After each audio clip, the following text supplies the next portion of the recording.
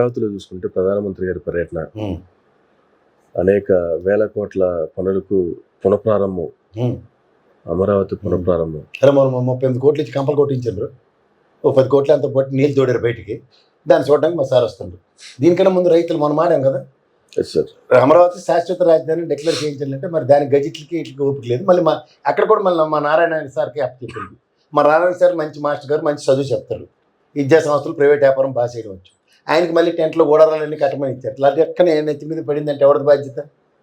నాకైతే నమ్మకంలే. ప్రధానమంత్రి వస్తువులు లటక్కని టెంట్ అడింది అనుకోండి, ఎవరు పడతారు ఈ పంచాయతీ? వీళ్ళు ఎంత తెలివిన మళ్ళీ అన్నమాట. అవతల పాకిస్తాన్ వాళ్ళు మొత్తం నౌకలు మోహరించి దేశం అంతా బిక్కులు ఆడుకుంటుంటే ప్రధానమంత్రి సార్కి ఢిల్లీలో, బొంబాయిలో ప్రోగ్రాము, ఈ పక్కన 3 రాష్ట్రాల ప్రోగ్రాంలు ఇంపార్టెంట్ వచ్చాయి. ఆల్రెడీ నేనే కదా మీకు లాస్ట్ టైం వచ్చి చెంబుడు నీళ్ళు, మంచినీళ్ళు, చెంబుడేమో మట్టి పోసిపోయాను కదా. తర్వాత మా స్వామివారి మాసాడు బ్రహ్మాండం కడిగారు. నేను మా శర్మిలమ్మ వస్తానంటే అవతల భయ నువ్వు రావద్దు ఇక్కడ అనవసరం అని చెప్పి ఆపాం కదా. మళ్ళీ వచ్చేస్తున్నాను, దేనికి వచ్చేస్తున్నాను కూడా ఆలోచించుకోడైనా సార్. వచ్చి 2.49 లైటింగ్లు పెడతారా? 2,49,00,000. ఏ లైటింగ్ లేకపోతే జగన్ 3:30కి వచ్చి గబగబ 10 నిమిషాలు ఫస్ట్ మాడి వెళ్ళిపోతే అయిపోయింది కదా.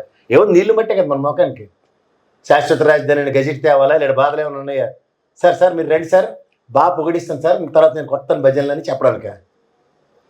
ఒక తెలుగులో అందరికీ నమస్కారం, అమరావతి ఏఏ టెక్నాలజీ స్టాండర్డ్ వర్డ్స్ ఇది సార్. చంద్రబాబు నాయుడు గారు ఓ అని, పవన్ కళ్యాణ్ గారు కెవ్వు అని.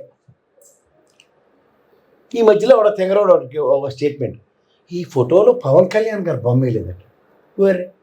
వేరే మొన్నే కదా భయ్ ప్రోటోకాల్ తీసుకుంటే ఏమైందో 30 మంది పిల్లలు ఎగ్జామ్ రాయలేపారు. క్యాబినెట్ హోదా కలిగిన మంత్రి ఆయన ఫోటో అయితే మొత్తం మిగిలిన అందరూ ఫోటోలు ఇవ్వాలి. దేవిలీల గారు అనుకుంటారు సార్, ప్రమాణ స్వీకారం చేస్తుంటే రాష్ట్రపతి చెప్పి ఆయన టీచర్ డిప్యూటీ ప్రైమ్ మినిస్టర్ అని ఫస్ట్ చంద్రబాబు హాసన్ చెప్పి గెలిస్తే డిప్యూటీ అని పదం తీసి ఇక్కడ క్యాబినెట్ ర్యాంక్ వీళ్ళు. వాళ్ళు బ్రహ్మాండం గడికి పద్మశ్రీ అని నేనే పెట్టుకున్నాను అన్నట్టు డిప్యూటీ చీఫ్ మినిస్టర్ని పెట్టుకోండి, అంతే. అలంకారం అది.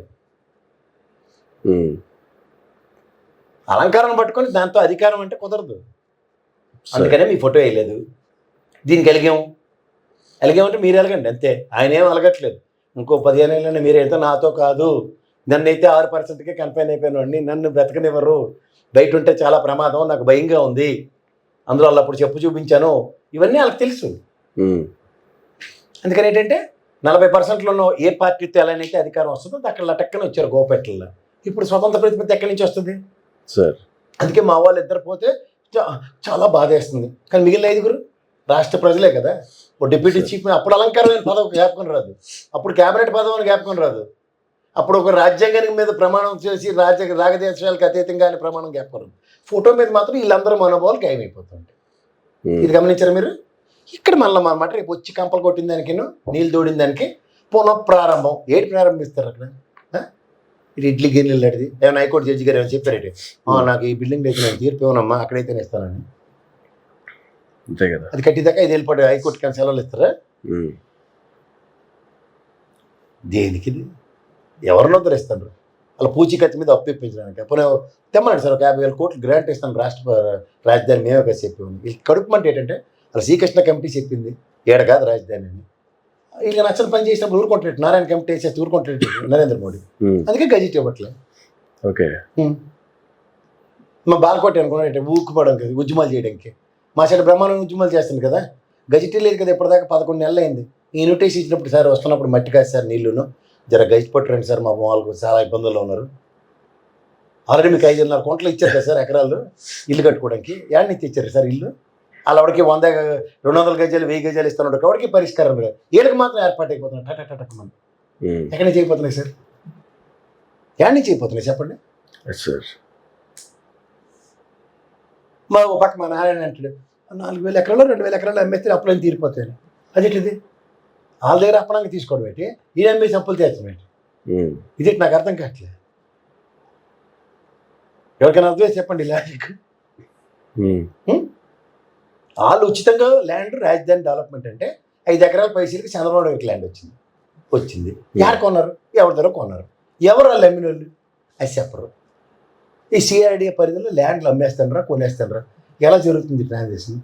కేంద్ర ప్రభుత్వ సంస్థలకి అయితే మాత్రం 4,000 కోట్లు 3,000 కోట్లు మార్కెట్ వాల్యూ. ఇల్లు టికెట్కి మాత్రం వరుసవాడు వస్తే మాత్రం 59 పైసలు. ఆ టీసీఎస్ చూడేమో 99 పైసలకి ఎక్కడ తీసుకున్నాడు ఒక్క థ్యాంక్స్ కూడా చెప్పడు. Yes, అలా sir. మా ఎంఎస్ నారాయణ గంటపడాలి, నువ్వు నాకు గుడ్ మార్నింగ్ చెప్పడం మర్చిపోయి ఉన్నట్టు. సార్ మీరు థ్యాంక్స్ చెప్పడం మర్చిపోయారు సార్, థ్యాంక్స్ చెప్పడం మర్చిపోయారు సార్, రోజు చెప్పాలమ్మా టీచర్స్ వాళ్ళకి. Hmm. ఇప్పుడు 249 పెట్టి 2,49,00,000 ఇట్లా లైట్ ఏడు చేస్తారు అక్కడ. అదే నరేంద్ర మోడీ గారి ఫేస్ ఏమైనా మారిపోద్ది అక్కడ, ఇలా చంద్రబాబు నాయుడు గారు ఇంకొంచెం ఎర్ర కనబడతారు ఏంటి. Hmm. అయినది దైవేర్ కృష్ణ వచ్చి ఆ పుస్తకం రాసింది తప్పని సింపేతారు పవన్ కళ్యాణ్ సాక్షిగా. చెప్పండి సార్ ఇవేమన్నా జరిగితే, అద్భుతాలు జరిగితే. అది కూడా సార్ అలా ఎంఎస్ నారాయణ పట్టుకొచ్చినట్టు, నాన్నగారు ఇవాళ నుంచి మీరు సోడాలు కొట్టక్కర్లేదు, నేను గ్రాడ్యుయేట్ని అని వస్తారు చూడండి. అలాగా మీరందరూ ఇబ్బంది పడకండి, ఇగో నేను శాశ్వత రాజధాని గజెట్ తెచ్చానని నరేంద్ర మోడీ అని చెప్తాడు. అప్పుడు నేను లైట్లు పెట్టాను దేదీప్యమానంగా, 5 ఏళ్ళ పాటు మీకు రాక్షస పాలన జగన్మోహన్ రెడ్డిని ఆడిపోసుకున్నందుకు ఇది నా సొల్యూషన్ అంటే మర్చిపోయాడు ఈయన. మన రైతులు వెళ్ళి అడిగితే అవునా నిజమా ఈసారి అయితే ఖచ్చితంగా అడుగుతాడు. మరి ఇప్పటిదాకా ఎందుకు అడగలే? సార్ కానీ ప్రధాని గారి పర్యటన నేపథ్యంలో పవన్ కళ్యాణ్ గారు దీన్ని కూడా ఏమన్నా డైవర్షన్ చేసే పాలిటిక్స్ ఏమైనా చేస్తున్నారా? కాంగ్రెస్ వాళ్ళు పాకిస్తాన్కి సపోర్ట్ చేస్తూ మాట్లాడుతున్నారు, మాట్లాడిన వాళ్ళు అంతా కాంగ్రెస్ వాళ్ళే, మీకు దేశంలో అంత ఇదిగా ఉంటే పాకిస్తాన్కి వెళ్ళిపోండి మీరు, ఇలాంటి కామెంట్లు చేయటం. తెలుగు అదే మీకు ఒకటి చెప్తున్నా కదా, అక్కడ నెహ్రూ గాంధీ ఫ్యామిలీ మీద పడేసి టాస్క్ బీజేపీ వాళ్ళది, ఇక్కడ జగన్మోహన్ రెడ్డి మీద పడేసి టాస్క్ వెళ్ళి, ఈ మధ్యలో ఉనికిని చాటుకునే పవన్ కళ్యాణ్ ప్రాంతీయ పార్టీకి ఉపప్రాంతీయ పార్టీ కాంగ్రెస్ మీద గుడ్డు వచ్చి పిల్లలు ఎక్కరించడం అంటారు దాన్ని.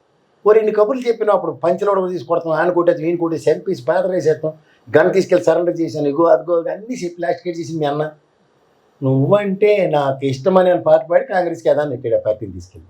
ఇప్పుడు బీజేపీ వాళ్ళు మళ్ళీ పనికి ఆహార పథకం ఇస్తే సార్ నేను కాంగ్రెస్ని బాగా పెడతాను సార్, అప్పుడు కూడా తిట్టాను, మా అన్నయ్య అడ్డించాడు సార్ అని చెప్పి మళ్ళీ పార్టీ పెట్టి మళ్ళీ కాంగ్రెస్ని. అప్పుడే అదే కదా జనసేన పార్టీ. అప్పుడు ఏంటి మనం కాంగ్రెస్ ఎడగొట్టాడు, మనం కాక మీద ఉన్నాం, అమ్మమ్మ మీరు మా సైడ్ బ్రహ్మాండం మారుతున్నాం టెంప్ట్ అయిపోయాం. తర్వాత చూసి ఎంత చేసినా 6% పెరగకుంటుంది, ఎలాగోళ్ళగా అధికారం కావాలి, ఏం చేయాలి? మళ్ళీ నరేంద్ర మోడీ ఇక్కడికి వచ్చాడు, ఈసారి నేను చంద్రబాబు నేను కూడా డమ్మీ చేసేద్దాం, మనం మొత్తం వేసేద్దాం, నీకు ఎందుకు ఏం టెన్షన్ పడకు, వైజాగ్ రైల్వే జోన్ ఇచ్చేద్దాం, కేకలేదు డబ్బులు లేదు జోన్ ఇస్తే ఏంటి ఇవ్వకపోతేనేంటి, మీ ఆయన అన్ని వచ్చిన తర్వాత చెప్పుకోవడానికి బాగుంటుంది, ముందు మనవాడికి ఏంటి తెలియదు కదా. వైజాగ్ రైల్వే జోన్ వచ్చింది చూసారా అంటారు, సీట్ మ్యాట్ సార్ ఇది సార్ నేను అప్పుడు కూడా చెప్పాను, నేను ముందు ఉంటాను మీరు వెనకాల ఉంటాను, తర్వాత మీరు ముందు ఉండండి వెనకాల చాలా చెప్పాను సార్ వాళ్ళకి, నేను గెలిచాను కూడా సార్, మా విజయ్ కుమార్ వీళ్ళందరూ బాగా గెలిచారు సార్ అక్కడ. అవునా 11,000 కోట్లు అయితే కూడా కొనడానికి వస్తుండే, జర అప్పులు అయితే తీర్చడానికి అటు పనికి వస్తే ముందు ఇచ్చేద్దాం, మీరు కానీ మీ దగ్గర బాకసాలలో ఉన్నాయి కదా బాగా చెప్తారు వాళ్ళని. అవును అదే సార్ మీరు చూసి వెళ్ళకుంటుందండి, ఇచ్చారు, అబ్బా స్టీల్ ప్లాంట్ కూడా మేము కాపాడేసాం అని చెప్పేసాడు. తర్వాత హెడ్డింగ్ చూస్తే అది కింద చూస్తే సభకు నమస్కారం. మూడోది ఇలా పోలవరం ఇప్పుడు మరతెట్టేస్తుంది, ఎత్తు తగ్గించి ఎందుకు ముంపు గ్రామాలకు వాడికి ఇవ్వక్కర్లే, ఆర్ఆర్ ప్యాకేజ్తో బాధలే. ఇవన్నీ ఈ లాయల్లో 72% కట్టిన చంద్రబాబు నాయుడు గారి ప్రగతిశీల చూడండి, వాళ్ళు అమరావతిని పరుగులు ఎట్టించేస్తుండే, ఇప్పటి గజిటేంద్ర బాబు అని వీళ్ళు అడుగుతుంటే ఇంకో 40,000 ఎకరాలు కావాలి తెలుసా నీకు, ఎయిర్పోర్ట్ కడతాను అక్కడ. ఎందుకు ఎయిర్పోర్ట్ కడతాం అంటే ఇక్కడ మాకు బేగంపేటలో ఎయిర్పోర్ట్ ఉండేది మా ఇంటికి దగ్గర, శుభ్రంగా వెళ్ళివ్వండి తీసుకెళ్ళి శంషాబాద్లో పెట్టారు, అలా ప్రఫుల్ పెట్టి ఇక్కడ వచ్చి ఏటీపీసీ సైడ్ తెలియదు ఇక్కడ ఎత్తేసారు పెట్టలే. సేమ్ వైజాగ్లో కూడా అక్కడ రెడీగా ఉన్నారు, భోగపురం ఎయిర్పోర్ట్ కట్టుకుంటే ఇక్కడ నుంచి పరార్ ఇది నేవల్ బేస్ పోర్ట్ అంటారు. ఇప్పుడు మిగిలింది ఏముంది మనకి, విజయవాడ అంతర్జాతీయ విమానాశ్రయం ఆల్రెడీ ల్యాండ్ ఎక్విజిషన్ చేశారు, ఇంకా అంతర్జాతీయ విమానాశ్రయం కదా మా సైడ్ కావాలని. ఇప్పుడు అట 30 కిలోమీటర్ల రేడియస్లో రామ్మోహన్ రెడ్డి గారు మనకు ఉన్నారు కదా ఏవియేషన్ మీద, నాకు తెలియక అడుగుతారు సార్ 30 కిలోమీటర్ల రేడియస్లో 2 ఇంటర్నేషనల్ ఎయిర్పోర్ట్లు ఇస్తారు సార్ ఎవడైనా? అలా బకరగా లాలని 34,000 ఎకరం ఇచ్చారు కదా అమెరికా రైతులు, రాజధాని ఓపెన్ సరే ఇప్పటికి కూడా దిక్కుదేం లేదు. అవునా అని ఆశ్చర్యపోతాడు చంద్రబాబు నాయుడు, ఇది అడుగుదా నాకు తెలియట్లేదేంటి ఇదేంటిది అవునా కదా అనగానే వాళ్ళు బిక్కులు ఆడుకుని సార్ ఈసారి నేను చూడండి అంటే ఈసారి వెళ్ళినప్పుడు అడుగుతాడు, ఈ ఊరికి సరే చెప్తారు ఈ కథలు అంత అమాయకంగా కనబడుతున్నా. ఇంటర్నేషనల్ ఎయిర్పోర్ట్ కట్టడానికి ఇంకో 40,000 ఇవ్వాల్సిందే, అది మున్సిపాలిటీకి అది ఉండిపోద్దట. అరే 23 జిల్లాలను రాష్ట్రం ఎరగొట్టినారు కాంగ్రెస్ వాళ్ళు బీజేపీ వాళ్ళు. మీకు తెలియదు, మీరు మా సైడ్ బ్రహ్మాండంగా అభివృద్ధి చేశాను హైదరాబాద్ అని చెప్తారు కదా, మీరు చేసిన అభివృద్ధికి రాష్ట్ర విభజించినప్పుడు 10కి 10 తెలంగాణలో వెనకబడిన జిల్లాలని, మనకి ఇచ్చిన 13లో 7 వెనకబడిన జిల్లాలని 350 కోట్ల ప్యాకేజ్ ఇచ్చారు, మనకు గ్యాప్ ఉందా? మళ్ళీ మీరు మిమ్మల్ని అమాయకం చేసి అటక్కని బల్లి పురుగుతానని తినేసి వెనకట్టుపోయాడు మన నరేంద్ర మోడీ సరే. అంచేత మీరు చెప్పిన గ్రేటర్ హైదరాబాద్లో 7 జిల్లాలతో కూడిన గ్రేటర్ హైదరాబాద్ ఉన్నా అవన్నీ వెనకబడిన జిల్లాలే. పేరుకి మాత్రం హైదరాబాద్ A1 సిటీ, అతి దగ్గరలో మెట్రో సిటీ అవుతుందని ఎవడికి ఉపయోగం? సార్ సో ఈ ప్రాతిపదిక మీరు చూస్తే మీకు కళ్ళు మూసి జల్ల కొడుతుంటే నరేంద్ర మోడీ మీరు జల్లలు కొట్టించుకునే కార్యక్రమంలో ప్రజలను చంపేస్తుంటారు. అది గమనించుకోండి. ఇంతకన్నా ఏం జరగట్లేదు. ఎన్నాళ్ళు మీరు ఈ థర్డ్ ఎంపైరింగ్ చేస్తారు చంద్రబాబు నాయుడు గారు? మమ్మల్ని మీరు మోసపోతే మమ్మల్ని కూడా మోసం చేస్తున్నారు ఈసారి మాత్రం. అదైతే వాస్తవం. ఆయన మీద ఉన్న గౌరవంతో చెప్తున్నా. నరేంద్ర మోడీ ఆడించిన కూతాట మీరు ఆడితే మాత్రం నిజంగా మీకు దండం పెట్టాలి. సార్ మీరు మీ స్థాయికి కంపలు కొట్టి నీళ్ళు దూడి దానికి నరేంద్ర మోడీని పిలుస్తారంటేనే మీకు మీరే సాటి సార్. ఓకే. ఇంతకు రేపు ఆయన ఏమైనా చేసే పరిస్థితులు ఏమైనా కనిపిస్తుంది? ఇందులో జరిగింది నాకు అర్థమైంది ఏంటితే సార్, లాస్ట్ టైం ఆ దేవాంశ్ చిన్నపిల్లని ఎత్తుకుని ఆడుకున్న నరేంద్ర మోడీ ఈయన కళ్ళజోడు లాక్కున్నాడని ఈ 10 సంవత్సరాల ప్రస్తుతంలో దేవాంశకి కూడా కళ్ళజోడు తెలియజేసింది. అది తప్ప ఇంకేం డెవలప్మెంట్ నాకు కనబట్టలేదు. అది సంగతి. అంతకని ఇంకేం లేదు. మా నారాయణ గారి ఆధ్వర్యంలో రేపు టెంట్లు గోడలు పడిపోకుండా చూసుకోమనండి. నాకైతే నమ్మకం లేదు. వీళ్ళ దగ్గర ఉన్న కాంట్రాక్టర్లు, సివిల్ ఇంజనీర్లు ఇలాంటి తపేలా బ్యాచే ఉన్నారు సార్. నేను సింహాచలం గోడ ఎక్స్పీరియన్స్ చూస్తే అది లెక్క. Right sir. Thank you sir. Thank you very much అండి. ఇదండి సింహాచలం ఘటనకి సంబంధించి కావచ్చు, రేపు ప్రధానమంత్రి మోడీ గారి పర్యటనకి సంబంధించి కావచ్చు, కేఎస్ ప్రసాద్ గారి విశ్లేషణ. ఇది నాటి మరో గంటలో మళ్ళీ కలుద్దాం. చూస్తూనే ఉండండి. మరి